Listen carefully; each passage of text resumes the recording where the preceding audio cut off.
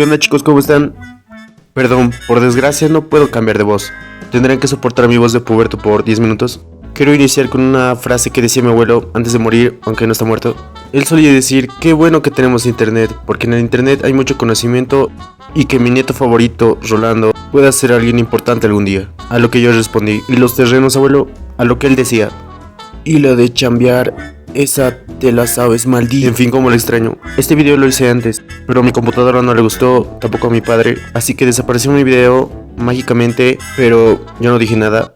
Reedité todo el video de nuevo, así que sí, básicamente es un video nuevo. Espero que estés feliz, compu, porque no tienes sentimientos, no tienes alma.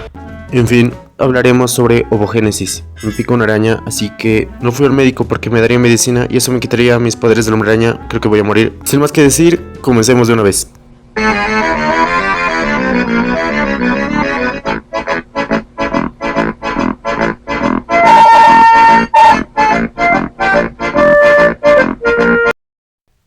Para comenzar, lo primero que debemos preguntarnos es, ¿qué es la ovogénesis o gametogénesis femenina? Este es un proceso biológico que se lleva a cabo en las zonas de los individuos femeninos, que se reproducen sexualmente, también conocidas como ovarios. Su objetivo principal es el de producir los gametos femeninos o ovocitos, comúnmente llamados óvulos. Esto ocurre una vez que las hembras alcanzan la madurez sexual, es decir, cuando ellas son capaces de reproducirse. Pero para entender mejor de lo que esto se trata, debemos saber que los gametos son células haploides, o sea, que se generan a partir de células diploides. Una célula haploide es de eso que ya posee la mitad de la formación genética contenida en el núcleo de una célula diploide.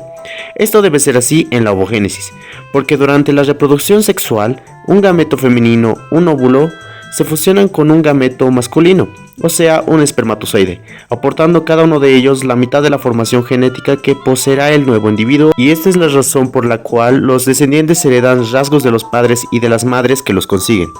Dicho esto, debemos recordar que la producción de células con esta característica se lleva a cabo mediante un proceso muy peculiar de división celular, que nosotros conocemos como meiosis, y durante la meiosis un grupo de células germinales diploides deben sufrir dos divisiones celulares consecutivas, para finalmente convertirse en gametos haploides.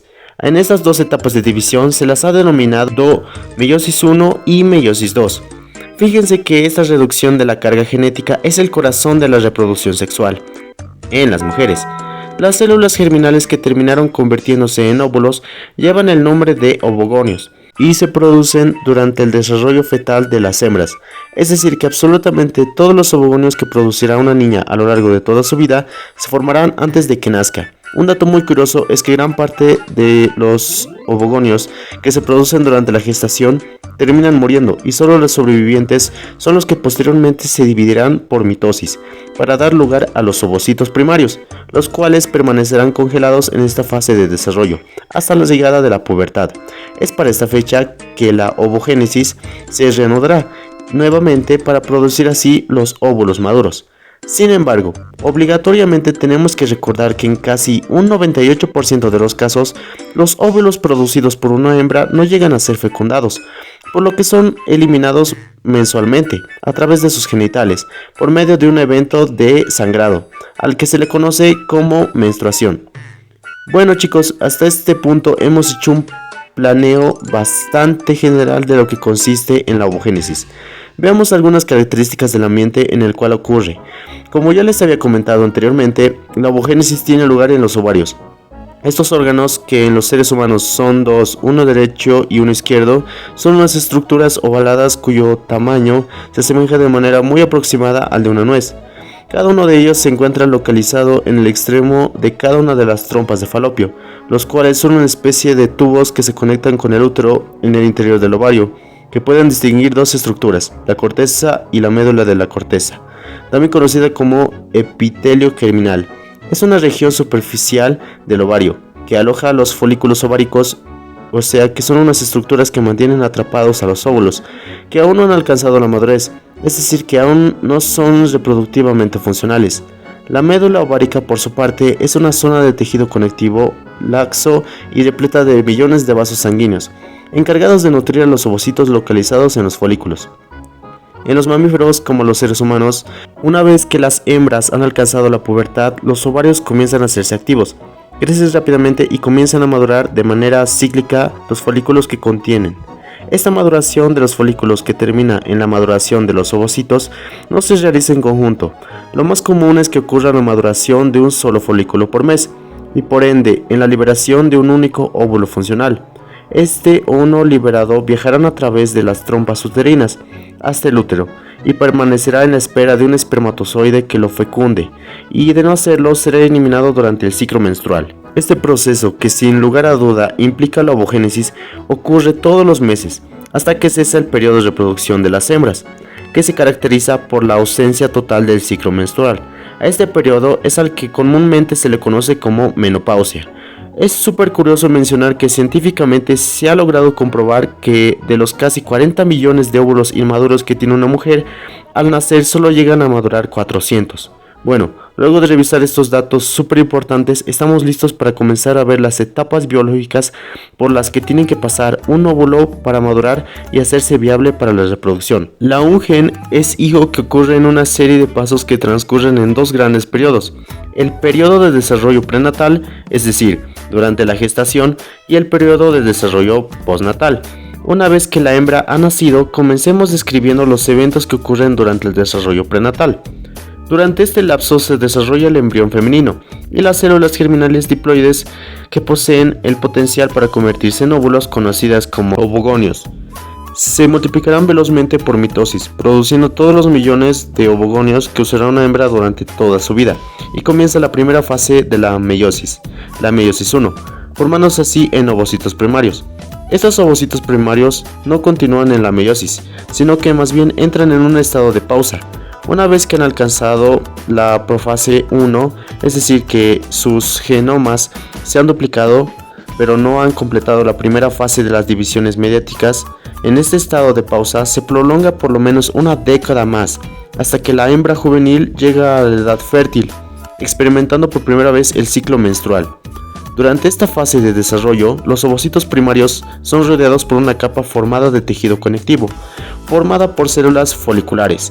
Cada uno de los ovocitos rodeados por esta capa forma lo que se conoce como folículo primordial. Hay tantos folículos primordiales como ovocitos primarios. Ahora bien, como ya les dije anteriormente, este está vivo por desarrollo, permanece pausado hasta la pubertad, donde comienza la fase de desarrollo postnatal de los ovocitos primarios, y llega a esta fecha donde todos los meses se produce una ovulación, es decir, un ovocito es liberado desde uno de los folículos hasta el útero. Durante este proceso, los ovocitos primarios que se encontraban suspendidos en la profase 1 del primer ciclo mediático se activan durante este periodo, y a medida que uno de los folículos madura, un ovocito primario completa la primera división mediática. Sin embargo, aunque durante esta división los cromosomas se logran dividir de manera natural, el citoplasma del ovocito primario, no es decir, la mayoría del citoplasma, permanece en solo una de las células, a la célula hija, que recibe la mitad de los cromosomas, pero una diminuta parte del citoplasma se le conoce como cuerpo polar, mientras que la otra recibe el nombre de ovocito secundario. El cuerpo polar no llegará a ser un ovocito funcional, sino que será degradado en su formación. Simplemente sirve como para una división durante el ovocito primario inicial y para que reduzca sus cromosomas a la mitad, convirtiéndose así en una célula haploide. En la característica genética que todo método debe cumplir, ahora bien, todo el ovocito primario avanzará hacia la segunda división meiótica, siempre y cuando un espermatozoide lo fecunde. Esta división también es desigual como en la primera, formando así un ovocito secundario fecundado y otro cuerpo polar. La completa maduración de este es un óvulo maduro, que completa cuando los dos cuerpos polares originados se han degenerado, es decir, han muerto, y posteriormente han sido degradados. La producción de un único gameto funcional durante la ovogénesis es una diferencia importante con la espermatogénesis, que tiene lugar en los machos. En esta última, todas las células que resultan de las dos divisiones mediáticas terminan siendo gametos masculinos y funcionales. En resumen, la ovogénesis es un proceso biológico esencial cuyo entendimiento contribuye a una mejor salud y bienestar general, además de tener implicaciones importantes en áreas como la medicina y la investigación científica, así también como en el estudio de nosotros. Bueno chicos, así llegamos al final del video. Espero que les haya gustado el video y espero hayan aprendido algo de mí. Sin nada más que decir, gente, se me cuidan. Bye.